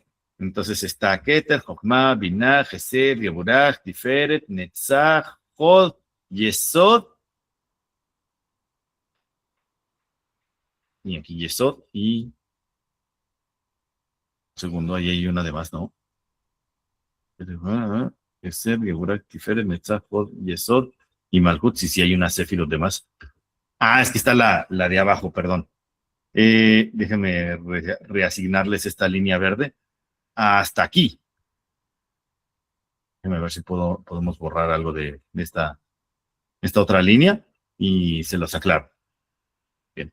Todo esto, ¿sí? Estas 9 sefirot, justamente están hablando de lo que Descartes consideraba como la sustancia pensante. Si se dan cuenta, todo cuadra con los patrones y en los diagramas y en los círculos exactamente en donde podemos mencionar los patrones de la geometría sagrada. Todo va a encajar, ¿sí? Lo importante es que todo funcione y todo sigue una misma línea lógica, ¿no?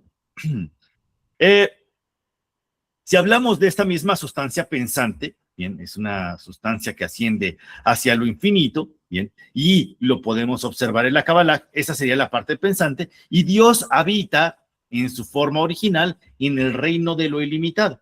Más adelante Dios desciende su deseo hacia todo esto, que nos propone precisamente el Rabí Isaac Luria, ¿no? El de la Kabbalah luriana, el que nos regala la Kabbalah tal cual es. Él propone una contracción, un evento que se le llama Simsum. Este evento, hagan de cuenta que está el universo entero y de repente el universo entero dice, yo soy Dios, pero quiero darle albedrío al universo para que exista. O existe el albedrío o existe el determinismo. Es decir, o todos somos Dios o no somos Dios. Si todos somos Dios y Dios quiere que yo me muera, pues entonces me muero. Pero si Dios no quiere que yo me muera, pues entonces no me muero. Pero si Dios quiere que yo levante la mano, pues la levanto. ¿Sí? ¿Por qué? Porque estoy alienado, está determinado yo, existe un destino, las cosas van a pasar así, quieran o no quieran, bien, van a pasar así, se le llama determinismo, pero cuando hablamos de la Kabbalah y hablamos del judaísmo, Dios nos brinda libre albedrío, ¿no? Entonces eso no tiene sentido, ¿sí? ¿Cómo puede ser que Dios nos dé un libre albedrío? Ah, porque Dios está en todo el universo y Dios empieza a contraerse a través de este evento que se llama Simsum. Y cuando se contrae para crear estas 10 sefirot, estos 10 caminos, Keter, Jochma, ¿no? Que es la corona, la sabiduría, el entendimiento, la bondad, la justicia, la belleza, ¿no? La victoria, la verdad, ¿no? El fundamento y por último, el reino o el mundo de la materia, ¿no? Entonces, justamente él se contrae de todos estos para que precisamente exista todo esto. Eso lo hace imperceptible para la concepción del universo, mas no inexistente. Es decir, todos somos Dios, pero Dios nos da voluntad existencial, ¿sí? Nos dice, tú puedes hacer lo que quieras, nada más no me puedes percibir a mí, pero Dios existe. Bien, nada más que no desde esa perspectiva antropologizada de Dios, es decir, no existe un señor con barba así larga diciéndonos, oh, tú lo haces bien, oh, tú mal, ¿no? Y que nos esté juzgando y calificando todo el tiempo, ¿no? Es algo un tanto más profundo que ello, ¿sí? Volviendo hacia estos mismos puntos, está esta misma línea de Descartes que propone un dualismo, ¿no? Esta sería todo lo que está en el cuadrado verde. Lo vamos a pintar, lo del cuadrado verde, es como la res cogitans que les había dicho anteriormente, ¿cierto? Y la otra parte, ¿sí? Sería la res extensa, ¿no? Esta es la sustancia material. Justamente lo que vemos, de hecho solo es un puntito, el puntito rojo es lo que entendemos como la sustancia material. Bien. Nos describe la Kabbalah, las causas se encuentran en la sustancia pensante y lo otro en el plano material. Entonces, si se dan cuenta, cuando nosotros abordamos Spinoza nos dice, sí es cierto, todo existe, todo el universo es Dios y es verdadero, ¿sí? Entonces, si tomamos este mismo plano, sí, todo es Dios, pero Dios se hizo imperceptible para la existencia de todo el mundo. Entonces, sí, todo es Dios, pero Dios nos lo permite, ¿no? Porque Dios quiere, ¿no? Hay una voluntad, lo cual se regresa justamente al argumento de la sustancia extensa que proponía Descartes. Entonces, esto que hicimos aquí es, estos dos están peleando, agarramos y decimos, es que no se están entendiendo, esto es así. Y esto que existe se le llama síntesis, bien, en la filosofía. Entonces, ¿qué hace la Kabbalah? Propone una síntesis entre estas dos mismas concepciones, bien, en este mismo entendimiento, ¿no? Entendamos que la Kabbalah es el misticismo que desciende del judaísmo, ¿no? Y la geometría sagrada tiene un vínculo profundo con la Kabbalah. Ya lo habíamos mencionado, ¿cómo? Este es el árbol de la vida de la Kabbalah, la figura que podemos ver en pantalla, es el árbol de la vida de la Kabbalah, y justamente del árbol de la vida de la Kabbalah, lo que podemos estar mencionando, ¿sí? Es que justamente se mezclan y todas las figuras y todas las conexiones precisamente con la vida, ¿no? Para la Kabbalah, la vida es sagrada, ¿no? Aquí les tengo una frase que dice, todas las mitzvot pueden ser transgredidas si se salva la vida de un hombre. O mujer, ¿no? O sea, hombre como humano, ¿no? O sea, de hecho, lo perciben con esta misma palabra en hebreo, se percibe con la palabra exactamente esta misma en hebreo, y se escribe así, Adán. Y es Adán. Adán, tal cual, si ustedes lo traducen de una forma literal, quiere decir hombre como persona, ¿no? Humano, si lo quieren ver, ¿no? Entonces es una persona. Adán, en el primer momento de la creación, cuando se crea al hombre en el sexto día de la creación, lo que propone la Kabbalah es que crea a la humanidad, ¿no? Y lo entendimos mal, ¿no? Como si fuera el pronombre personal de este mismo personaje, ¿no? Entonces, para la Kabbalah, toda la vida es sagrada, importantísimo, ¿no? La relación de las figuras con el término vida se pueden relacionar con el árbol de la vida, como ¿no? Entonces, vemos aquí, tenemos el árbol de la vida y aquí está, aquí el mismo árbol de la vida, ¿no? No solo eso, sino que también podemos ver Metatrón, por ejemplo. Si se han preguntado exactamente por el cubo de Metatrón, el cubo de Metatrón y Metatrón es un arcángel, ¿no? De hecho, el arcángel, y podríamos colocar los 10 arcángeles aquí, ¿no? En donde Metatrón va aquí arriba y Sandalfón va aquí abajo, ¿no? Mijael va por aquí, ¿no? Y Gabriel va por aquí, y Rafael va por acá, etcétera, ¿no? Hay una organización para cada uno, hay un arcángel por cada una de las séfirots en los términos de angeliología, ¿no? Y no solo en términos de angeliología, sino que también en los términos de los 72 nombres de Dios, por ejemplo, que es una forma de entender el nombre completo de Dios, del Creador, se relacionan con 8 nombres de Dios, precisamente por cada una de estas mismas séfirots, que en realidad nos van a derivar hacia el número 72. Bien, hasta ahí se los podría mencionar, ¿no? Porque 9 por 8 son 72, entonces aquí vienen hasta aquí, ¿no? Es decir, toda la parte que corresponde al trabajo humano en la cuestión subjetiva, y en la cuestión objetiva, pues ya no hay. Volviendo hacia Metatrón, ¿no? Justamente Metatrón para los hebreos. Esto es importante, no para todos los judíos, no para todos los hebreos, porque judíos es una cosa, hebreos es otra cosa, ¿no? Y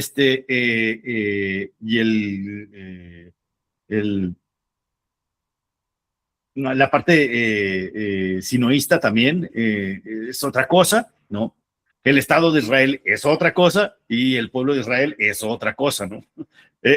Tienen matices muy, muy claros, ¿no? En una parte estamos hablando de concepciones espirituales y en otra parte estamos hablando de términos políticos, sociales, ¿no? De geopolítica contemporánea, ¿no? Entonces, podríamos orientarlo hacia ello, ¿no?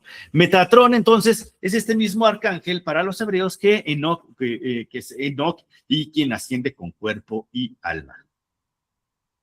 Bien, entonces, justamente Enoc se menciona en el segundo capítulo, creo que es segundo capítulo de la Torá, en donde Enoc precisamente camina por 300 años con el Creador, ¿sí? 300 años alrededor de Dios y vivió otros 65 años más, es decir, vivió simbólicamente, ¿no? Esto viene en la Torá, en la Biblia, en el Pentateuco, en la primera parte, ¿no? En el Génesis, y después de ello muere, ¿no? Ahí más adelante para el judaísmo etíope y para el hasidismo también se toma el libro de Enoc, ¿no? Y el libro de Enoc describe que precisamente Enoc asciende con cuerpo y alma, ¿no? Se sienta a la derecha de Dios. Esto es importante para que se pueda entender, porque las demás corrientes, precisamente tanto católicas como cristianas, no abordan el libro de Enoc y dicen eso no es canónico, aunque se encontraron en los textos masoretas del Mar Muerto, ¿no? Entonces se encontraron muchos pergaminos, y los pergaminos del Mar Muerto, que es un descubrimiento arqueológico impresionante, en donde vienen todos estos mismos libros y se menciona la existencia de todo esto, ¿no? Entonces, pues sí es canónico, pero dijeron que no. Dijeron, híjole, esto como que no va con con la religión que ya formamos, así que mejor no. Pero bueno, contemplando a Enoc, ¿no? Asciende con cuerpo y alma, se sienta a la derecha del Padre, tiene 365 días. Sí, justamente se vincula con el 24, por ahí el 22, 20 y tantos de diciembre, en donde está el solsticio de invierno, y que justamente se conecta con todas esas mismas fechas, que acaba siendo algo bastante similar hacia ello, ¿no? Adelante, Moisés. Sí, gracias, Miguel.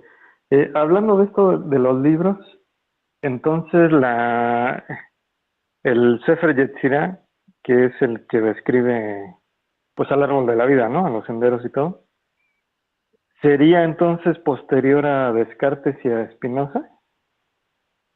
¿O es como se retomó después? ¿O cómo está ahí? Fíjate que me da la impresión, y ahorita que me dice Sefer Yetzirah, déjame preguntar por la primera edición, ¿sí? Porque no sé de cuándo es la primera edición. Lo curioso es que lo tengo aquí en las manos, ¿no? Entonces, el título original, ¿no? Pacas, editoriales, Obelisco. Híjole, es que dice, esta primera edición, o la primera edición de este modelo fue el 2013, pero no nos dice justamente cuándo fue escrito el Sefer Yetzirah. Pero lo que sí podemos preguntar es a nuestra poderosa IA, que ahorita ya nos permite ingresar a través de la sala, y vamos a preguntarle qué fue primero, Descartes o el Sefer Yetzirah en la Cábala. Vamos a preguntarle a la IA a ver qué nos dice. Seguramente nos va a arrojar los años y nos va a arrojar esto, pero es una pregunta bastante sincera, y como les digo, yo prefiero aunarme a la verdad, ¿no? Son contemporáneos. Entonces, justamente en Matúa en 1562, ¿no? Y Okay. se creó en 1562, y Descartes murió en 1596. Entonces están en la misma, a la paridad del tiempo, tanto de Spinoza como de Descartes, como del Sefer Yetzirah. Sin embargo, ¿sí? Cuando muere Isaac Luria. ¿Se le atribuye Sin embargo, a Isaac Luria el Sefer el que Yetzirah? atribuye el concepto del Tzimtzum, que es la síntesis, sería este mismo, Isaac Luria, que creo que le piqué aquí, si lo achico, deja de hacer la consulta. Y como les digo, a mí lo que me falla durísimo son las fechas, ¿no? Entonces estoy seguro que Isaac Luria es como del siglo XVII, por ahí. No, me dice, no se encontraron resultados en el centro de ayuda para esta consulta.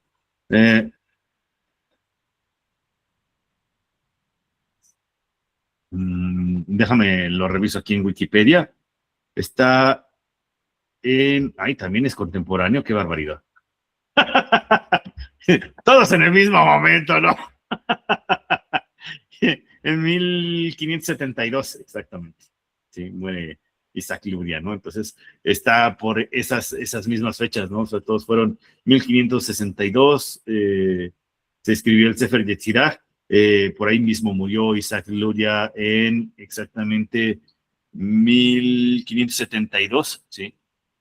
Nació en 1534, a 1572 murió, y también fue contemporáneo también de Descartes y, por supuesto, de Spinoza, ¿no? Entonces, tenemos como esa misma retórica, ese mismo discursito ahorita que les articulé, viene conectado, ¿sí?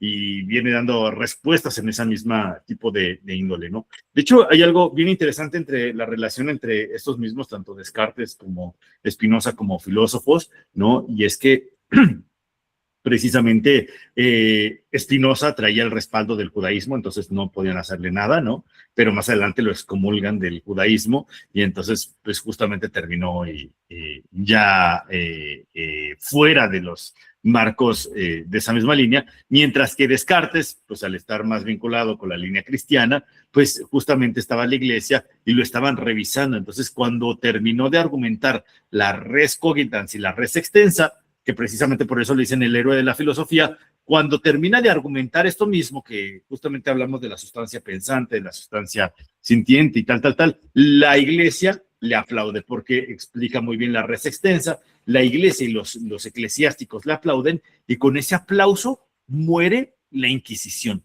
¿Por qué? Porque más adelante, cuando la iglesia aprueba como un excelente libro, el libro de Descartes, entonces dice, hey, nosotros somos sustancia pensante, ya no es Dios quien piensa, sino que somos nosotros, y eso permite empezar a hacer una fractura, se crea una fractura entre el Estado y las iglesias, para más adelante es el principio de la Ilustración.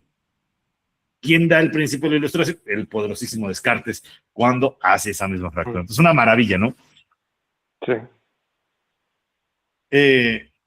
Hay algo bien interesante, entonces creo que tenemos fechas que son todos y estaban juntitos todos en esa misma época del año. Creo que fueron épocas del siglo XVI bastante interesantes, bien profundas, en el cual pues se da la revelación tanto del Sefer Yetzirah como la creación de la existencia del Rabbi Isaac Luria, que es el que nos presenta la Kabbalah, como la existencia de Descartes, como la existencia de Spinoza, ¿no? Entonces, justamente todo en el mismo momento. Seguramente estaban pasando algún otro tipo de cosas también bien interesantes por ahí, ¿no?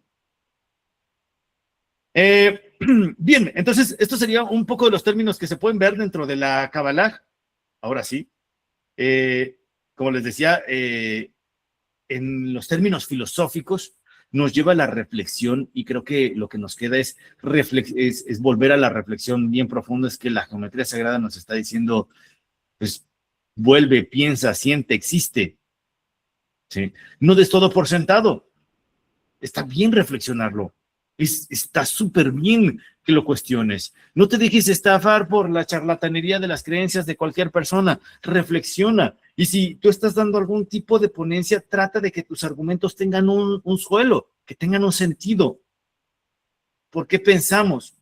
¿Por qué si existen, por ejemplo, los registros akáshicos? Esto me gusta mucho, ¿no? ¿Por qué existen los registros akáshicos? Bueno, pues existen porque la conciencia divina o el alma tiene la capacidad de capturar todo, ¿no? Entonces, cuando captura todo, en cualquier encarnación, nosotros podemos ver, volver y conectar con todos los entendimientos de todas las vidas pasadas y nos conectamos bien con nuestra alma. Entonces, tendríamos que hacer un vínculo poderosísimo y fuerte con nuestra alma para conectar, por ejemplo, con los registros akáshicos. Ahí lo podríamos argumentar, ¿no? Decimos, oye, es verdadero, ¿no? O que alguien, y tampoco creo que esté mal, que alguien haga carácter investigativo, ¿no? Y esto es como empezar a proponer un marco investigativo dentro del misticismo. ¿Por qué? Porque el resto de las ciencias tienen al misticismo por los suelos, ¿no? Entonces los dicen y lo hablan y dicen, oye, es que no que no tengas experiencia mística, porque si hay mucha gente en el misticismo, es porque hay mucha gente con experiencias místicas, desde mi punto de vista, ¿no? Podría estar yo mal, ¿no? Y si hay mucha gente que hayan tenido experiencias místicas, no sé si los que están aquí presentes las hayan tenido, si hay muchas personas que hayan tenido estas experiencias místicas, pues bueno, tal vez cuando hayan tenido y si han tenido algún tipo de experiencias místicas, dicen, es que esto es verdadero y lo asumen como correcto, lo asumen como lo decía desde este argumento fenomenológico, a través de un fenómeno, ¿no? A través de una circunstancia real que existe en la parte material. Bien, entonces la existencia de estas mismas proposiciones filosóficas que nos trae la geometría sagrada nos llevan a una reflexión pues ciertamente más profunda, ¿no? Justo son algunos de los temas que quería comentarles. quiero invitarlos a los que quieran y si alguien gusta, ¿no? A los próximos cursos que vamos a dar un curso que precisamente en este caso, este es totalmente geometría sagrada y a los que les guste también en las cosas andas místicas, ¿no? Padrísimos, vamos a estar haciendo un oráculo personal. En el de abajo, voy a hablar primero del de abajo, cerramos con el otro.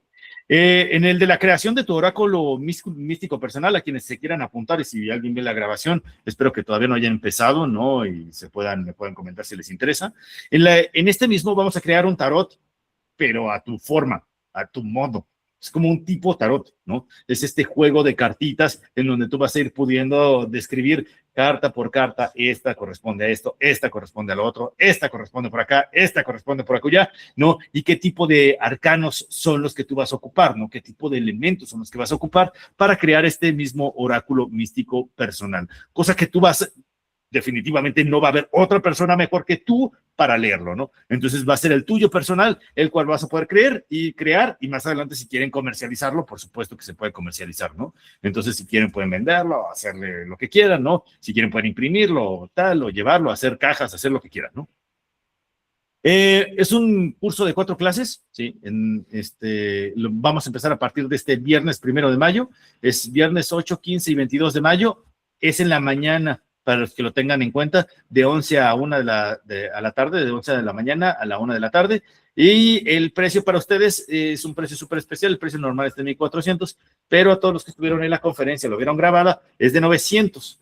También tenemos el curso de iniciación al trazo, a los que les interese, ¿no? El curso de iniciación al trazo de la geometría sagrada, lo que hacemos es trazar todos los patrones de la geometría sagrada, pero a través del trazo de la geometría sagrada lo utilizamos como una técnica proyectiva. ¿Eso qué quiere decir? Que cada clase empezamos a darnos cuenta de cuáles son nuestras fallas, nuestros errores, si me equivoqué por aquí, si me equivoqué por allá, y cómo descodificar toda la relación inconsciente con mi propio ser a través de los mismos patrones. ¿Por qué? Porque es una cualidad que podemos entender a través de los patrones de la geometría sagrada y a través de cualquier patrón de creación. Por supuesto, cada uno, y esto se los comparto, cada uno de estos cursos tiene un sustento filosófico. Entonces, no me gusta hacer cursos de decir, ay, no, voy a sacar un curso y pues a ver, ¿no? De ondas por el estilo, sino que me gusta y me gusta mucho que tenga un sentido filosófico, que tenga un sustento. No solo decir, pues voy a dar clase de espiritualidad beta, porque se me ocurrió, se oye padre, ¿no? Todo tiene un orden y un sentido filosófico, una base que por supuesto se va explicando. En el curso de iniciación al trazo de la geometría sagrada es complejo porque vemos todos los trazos, todos los patrones que existen de la geometría sagrada, trazas todo y a través de cada una de las figuras, cada una de estas te va a describir cosas completamente distintas y te va a ayudar a descubrirte, a leerte a ti mismo y asimismo a leer los patrones y detalles del inconsciente de demás personas, de los compañeros que van a estar ahí mismo en el mismo curso, ¿no? Entonces vamos a hacer prácticas anidadas entre la lectura de los trazos. Primero, las primeras clases van a ser para leer, observar y entender los mismos trazos y más adelante vamos a poder a través de cierto tipo de manualitos, cierto tipo de detalles, cierto tipo de entregas e informaciones, vamos a poderle preguntar de una forma asertiva a la persona para poder hacer una descodificación del inconsciente. Bien, entonces esto es para descodificar el inconsciente y esto es para crear un oráculo místico personal. Bien, si alguien se quiere apuntar, me pueden comentar. Eso es todo por el curso del día de hoy. La verdad es que me llama mucho la atención, me daba mucho la atención poder dar este mismo curso. Creí que se iban a conectar, según yo, más personas. Dije, ay, no manches, tenemos a 100 miembros en el grupo de 40 votaron que iban a asistir. Ajá. Pero bueno, de todas maneras les dejo la grabación.